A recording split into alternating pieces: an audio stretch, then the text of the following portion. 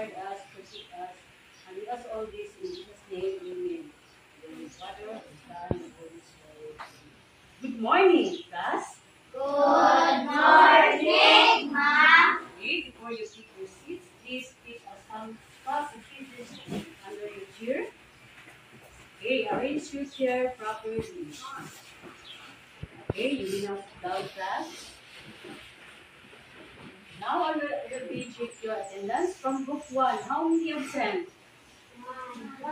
Only 1. Group 2. 1, Group 3. 2, Okay, there are 2 absent. Okay, today class, we are going to have fun and learning together.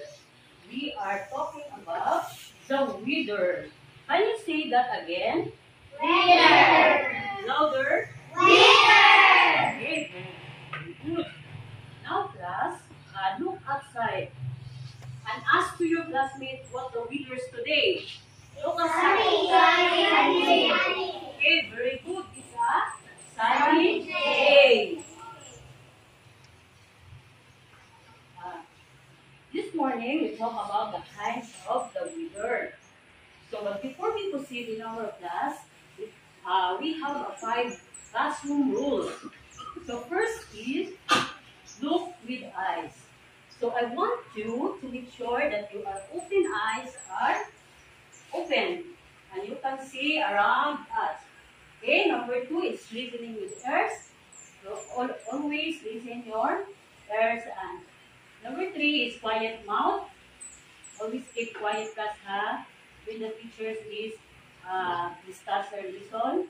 Then raise your right hand if you have asked a question. Next is walking fit. If the teachers call your name, come in front, walk slowly. Okay? I am there. Yes. Okay, very good.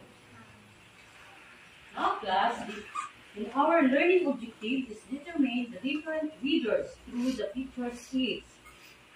Next, describe the changes in the weather over the period of time.